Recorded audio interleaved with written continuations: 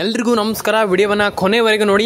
100% ಗೃಹಲಕ್ಷ್ಮಿ 22ನೇ ಕಂತು 17 ಜಿಲ್ಲೆಗೆ ಜಮೆ. ಸ್ನೇಹಿತರೆ, ಫಸ್ಟ್ ಆಫ್ ಆಲ್ ಇಲ್ಲಿ ಏನೇನು ಬೆಳವಣಿಗೆ ಆಗಿದೆ ಅದ್ರ ಬಗ್ಗೆ ಕಂಪ್ಲೀಟ್ ಆಗಿ ತಿಳಿಸ್ಕೊಡ್ತೀನಿ. ಇಲ್ಲಿ ನಾನು ನಿಮಗೆ ಕಂಪ್ಲೀಟ್ ಆಗಿ ಇಲ್ಲಿ ಗೃಹಲಕ್ಷ್ಮಿ ಯೋಜನೆ ಬಗ್ಗೆ ಈ ಒಂದು ವಿಡಿಯೋನ ಮಾಡ್ತಾ ಇರುವಂಥದ್ದು, ಅದ್ರ ಬಗ್ಗೆ ಕಂಪ್ಲೀಟ್ ಆಗಿ ತಿಳಿಸ್ಕೊಡ್ತೀನಿ ಅಂತ ಹೇಳ್ತಾ ಶುರು ಮಾಡೋಣ ಸ್ನೇಹಿತರೆ ಇವತ್ತೊಂದು ವಿಡಿಯೋನ. ಅದಕ್ಕೂ ಮುಂಚೆ ನಮ್ಮ ಒಂದು ಯೂಟ್ಯೂಬ್ ಚಾನಲ್ ಸಬ್ಸ್ಕ್ರೈಬ್ ಮಾಡಿಲ್ಲ ಸಬ್ಸ್ಕ್ರೈಬ್ ಮಾಡ್ಕೊಳ್ಳಿ, ಪಕ್ಕದಲ್ಲಿ ಬರೋ ಬೆಲ್ ಬಟನ್ ಕ್ಲಿಕ್ ಮಾಡ್ಕೊಳ್ಳಿ, ವಿಡಿಯೋ ಒಂದು ಲೈಕ್ ಮಾಡಿ. ಸ್ನೇಹಿತರೆ, ಗೃಹಲಕ್ಷ್ಮಿ ಯೋಜನೆ ಹಣ ತುಂಬಾ ಜನ ನನ್ನ ಹತ್ರ ಕಮೆಂಟ್ ಮಾಡ್ತಾ ಇದ್ದೀರಾ, ಕೇಳ್ತಾ ಇದ್ದೀರಾ, ಸರ್ ನಮ್ಗೆ ಹಣ ಬಂದಿಲ್ಲ, ಸರ್ ನಮ್ಗೆ ಹಣ ಬಂದಿಲ್ಲ. ಇಲ್ಲಿ ಎಷ್ಟು ದಿನ ಆಯಿತು, ನಮಗೆ ಆಲ್ರೆಡಿ ಹಣ ಜಮೆ ಆಗೇ ಇಲ್ಲ, ನಮ್ಗೆ ಇಷ್ಟೊತ್ತೊಳಗಡೆ ಹಣ ಬಂದಿರಬೇಕಿತ್ತು, ಆದರೆ ಈ ಕಂತಿನ ಹಣ ಬಂದಿಲ್ಲ, ಈಗ ಜಮೆ ಆಗಿಲ್ಲ ಅಂತ ಇಲ್ಲಿ ತುಂಬ ಜನ ಅವರ ಒಂದು ಅಳಲನ್ನು ಇಲ್ಲಿ ತೋಡ್ಕೊಳ್ತಾ ಇರುವಂಥದ್ದು. ಎಸ್, ಇದ್ರ ಬಗ್ಗೆನೂ ಕಂಪ್ಲೀಟ್ ಆಗಿ ನಾನು ನಿಮಗೆ ತಿಳಿಸ್ಕೊಡ್ತೀನಿ. ಇಲ್ಲಿ ತುಂಬ ಜನ ಇಲ್ಲಿ ಫುಲ್ ಕನ್ಫ್ಯೂಸ್ ಆಗಿಬಿಟ್ಟಿದ್ದಾರೆ. ಅಂದರೆ ನಮ್ಗೆ ಹಣ ಬರ್ತಾ ಇಲ್ಲ ಸರ್, ನಮ್ಗೆ ಹಣ ಬರ್ತಾ ಇಲ್ಲ ಸರ್, ಏನು ಸರ್ ಸರ್ಕಾರ ಇದು, ನಮ್ಗೆ ಇಷ್ಟೊತ್ತೊಳಗೆ ಹಣ ಹಾಕಬೇಕಿತ್ತು, ಇಲ್ಲಿ ನಮ್ಗೆ 1 ರೂಪಾಯಿ ನಯಾ ಪೈಸೆ ಕೂಡ ಹಣ ಬರ್ತಾ ಇಲ್ಲ ಅಂತ ತುಂಬ ಜನ ಹೇಳ್ತಾ ಇದ್ದೀರಾ. ಅದ್ರ ಬಗ್ಗೆ ನಾನು ನಿಮಗೆ ತಿಳಿಸ್ಕೊಡ್ತೀನಿ. ಸ್ನೇಹಿತರೆ, ಫಸ್ಟ್ ಆಫ್ ಆಲ್ ನೀವು ಇಲ್ಲಿ ಏನು ಮಾಡಬೇಕಂತ ನಾನು ನಿಮಗೆ ಒಂದೊಂದೇ ಎಕ್ಸ್ಪ್ಲೈನ್ ಮಾಡ್ತಾ ಹೋಗ್ತೀನಿ. ಸ್ನೇಹಿತರೆ, ತುಂಬ ಜನರಿಗೆ ಇಲ್ಲಿ ಹಣ ಬರ್ತಾ ಇಲ್ಲ, ಅದು ನನಗೆ ಗೊತ್ತಿದೆ.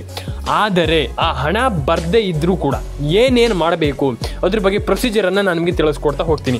ಹಣ ಬಂದಿಲ್ಲ ಅಂತಂದ್ರೆ ಏನು ಮಾಡಬೇಕು, ಹಣ ಬಂದಿದೆ ಅಂತಂದ್ರೆ ಏನು ಮಾಡಬೇಕು, ಇದ್ರ ಬಗ್ಗೆ ಎಲ್ಲ ನಾನು ನಿಮಗೆ ತಿಳಿಸ್ಕೊಡ್ತಾ ಹೋಗ್ತೀನಿ ಅಂತ ಹೇಳ್ತಾ ಶುರು ಮಾಡೋ ಸ್ನೇಹಿತರೆ ಇವತ್ತೊಂದು ವಿಡಿಯೋನ. 90% ಜನ ಕೇಳ್ತಾ ಇದ್ರೆ ಇಲ್ಲಿ ಗೃಹಲಕ್ಷ್ಮಿ ಯೋಜನೆ ಹಣ ಎಲ್ಲಿದೆ ಹಣ, ನಯ ಪೈಸೆ ಕೂಡ ಹಣ ಬಂದಿಲ್ವಲ್ಲ, ಎಲ್ಲಿದೆ, ಹಣನೇ ಇಲ್ವಲ್ಲ. ಇಲ್ಲಿ ಆಲ್ರೆಡಿ ಹಣ ಇದ್ರೆ ಏನಾದರೂ ಮಾಡ್ಬೋದು, ಆದರೆ ಹಣನೇ ಇಲ್ವಲ್ಲ, ಇಲ್ಲಿ ನಮ್ಗೆ ಹಣನೇ ಬಂದಿಲ್ವಲ್ಲ ಅಂತ ತುಂಬ ಜನ ಕೇಳ್ತಾ ಇದ್ರಿ. ಎಸ್, ವಿಡಿಯೋನ ಕೊನೆವರೆಗೂ ನೋಡಿ ಸ್ನೇಹಿತರೆ, ನಾನು ನಿಮಗೆ ಕಂಪ್ಲೀಟ್ ಆಗಿ ತಿಳಿಸ್ಕೊಡ್ತೀನಿ.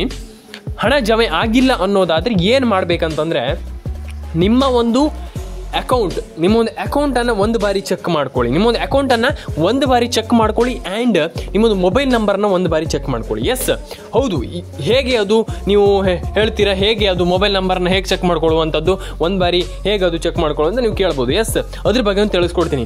ಖಂಡಿತವಾಗ್ಲೂ ನಿಮ್ಮದು ಮೊಬೈಲ್ ನಂಬರ್ ಇಲ್ಲಿ ನಿಮ್ಮದು ಡಿಆಕ್ಟಿವ್ ಆಗಿದೆಯಾ ಅಥವಾ ಆ್ಯಕ್ಟಿವ್ ಆಗಿದೆ. ನೀವು ಈಗ ದಿನ ಆ ಮೊಬೈಲ್ ನಂಬರ್ನ ಯೂಸ್ ಮಾಡ್ತಾ ಇದ್ರೆ ಅದು ಆ್ಯಕ್ಟಿವ್ ಆಗಿದೆ ಅಂತ ಅರ್ಥ. ಇಲ್ಲ ಅಂತಂದ್ರೆ ಕೆಲವರು ಏನು ಮಾಡ್ತಾರಪ್ಪ ಅಂತಂದರೆ ಫೋನ್ ನಂಬರ್ ಸಿಮ್ ಅನ್ನ ತಗೊಂಡಿರ್ತೀರ, ಆದರೆ ನಾನು ಹೇಳ್ತೀನಿ ಕೇಳಿಸ್ಕೊಳ್ಳಿ, ಅದನ್ನು ಹಾಗೆ ಇಟ್ಟುಬಿಡ್ತೀರಾ. ಅಂತಂದರೆ ಅದನ್ನು ಹಾಗೆ ಇಟ್ಬಿಟ್ಟು ಅದು ಆ್ಯಕ್ಟಿವ್ ಆಗಿದೆಯೋ ಅಥವಾ ಡಿಆಕ್ಟಿವ್ ಆಗಿದೆಯೋ ಅವ್ರಿಗೆ ಗೊತ್ತಿರೋದಿಲ್ಲ. ಈ ರೀತಿ ಪ್ರಾಬ್ಲಮ್ಗಳಲ್ಲಿ ಸಿಗಾಕೊಳ್ತಾರೆ.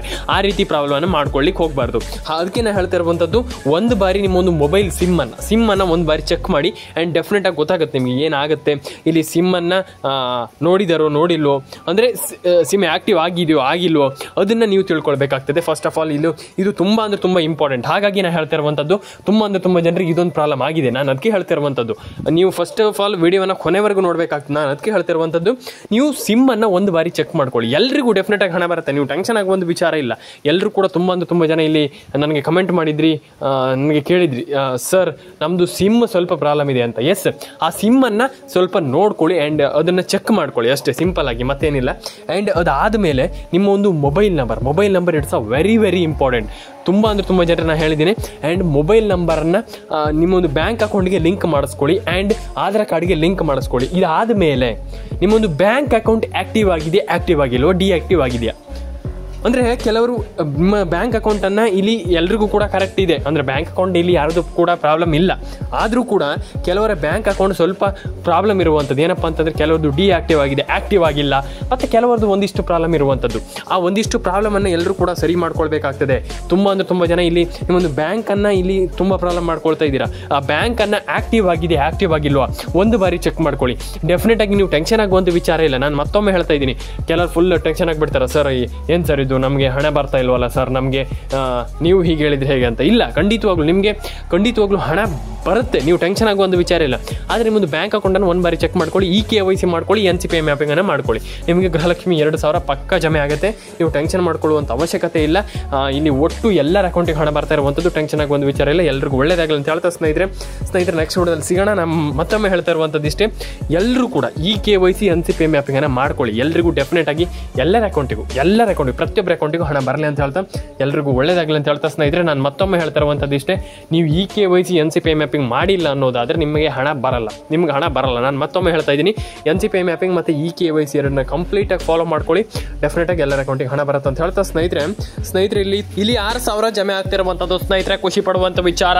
ಎಸ್ ಸ್ನೇಹಿತರೆ, ಇಲ್ಲಿ ಒಬ್ಬರಿಗೆ ಜಮೆ ಆಗ್ತಿರುವಂಥದ್ದು 6,000 ಎಲ್ಲರ ಅಕೌಂಟಿಗೆ ಹಣ ಬರಲಿ ಅಂತ ನಾನು ಕೇಳ್ಕೊಳ್ತೀನಿ.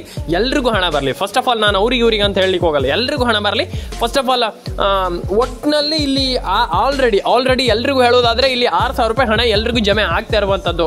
ಆ್ಯಂಡ್ ಇಲ್ಲಿ ಗುಡ್ ನ್ಯೂಸ್ ಕೂಡ ಇರುವಂಥದ್ದು. ಗೃಹಲಕ್ಷ್ಮಿ ಮಹಿಳೆಯರಿಗೆ ಇಲ್ಲಿ ಸರ್ಕಾರ ಭರ್ಜರಿ ಗುಡ್ ನ್ಯೂಸ್ ಅನ್ನ ಇತ್ತೀಚೆಗೆ ಕೊಡ್ತಾ ಇರುವಂಥದ್ದು ಅಂತಾನೆ ಹೇಳ್ಬೋದು.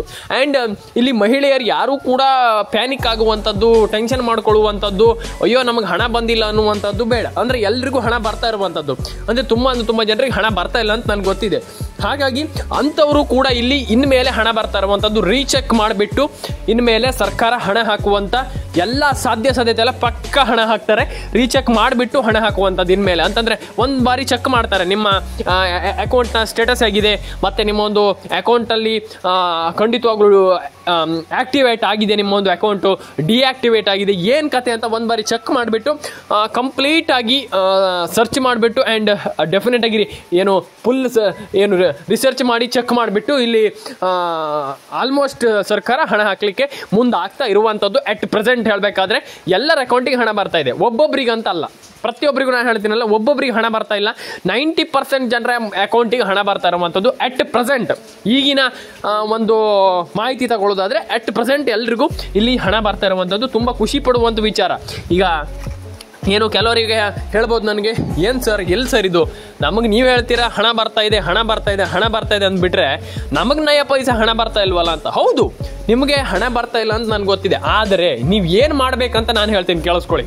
ನಿಮ್ಗೆ ಹಣ ಬರ್ತಾ ಇಲ್ಲ ಅಂದ ತಕ್ಷಣ ಟೆನ್ಷನ್ ಆಗುವಂಥದ್ದು, ಅಯ್ಯೋ ನಮ್ಗೆ ಹಣನೇ ಬರೋದಿಲ್ಲ ಅನ್ನುವಂಥದ್ದು ಏನು ಬೇಡ. ಡೆಫಿನೆಟಾಗಿ ನಿಮ್ಮೆಲ್ಲರ ಅಕೌಂಟಿಗೆ ಹಣ ಬರುತ್ತೆ. ಆದರೆ ಅದಕ್ಕೆ ಮಾಡಬೇಕಾಗಿರುವಂಥದ್ದು ಏನಪ್ಪ ಅಂತಂದ್ರೆ ನಿಮ್ಮ ಮೊಬೈಲ್ ನಂಬರ್ನ ಒಂದು ಬಾರಿ ಚೆಕ್ ಮಾಡ್ಕೊಳ್ಳಿ. ನಿಮ್ಮ ಮೊಬೈಲ್ ನಂಬರ್ನ ಗೃಹಲಕ್ಷ್ಮಿ ಯೋಜನೆಗೆ ಒಂದು ಬಾರಿ ಅಂದರೆ ಗೃಹಲಕ್ಷ್ಮಿ ಯೋಜನೆಗೆ ಆ ಒಂದು ಮೊಬೈಲ್ ನಂಬರ್ನ ಲಿಂಕ್ ಮಾಡಿಸ್ಬಿಟ್ಟು ಆಮೇಲೆ ನೀವು ಬೇಕಾದರೆ ಹೇಳಿ ಡೆಫಿನೆಟಾಗಿ ನಮ್ಗೆ ಹಣ ಬರ್ತಾ ಇಲ್ಲ ಅಂತ. ಆ್ಯಂಡ್ ನೀವು EKYC ಮಾಡಿ. EKYC ಮಾಡ್ದೇನೆ ನೀವು ನಮ್ಗೆ ಹಣ ಬರ್ತಾ ಇಲ್ಲ ಅಂತ ಹೇಳಿದ್ರಿ, ಅದು ಹೇಗಾಗತ್ತದು? EKYC ಮಾಡಲೇಬೇಕು ಎಲ್ಲರೂ ಕೂಡ.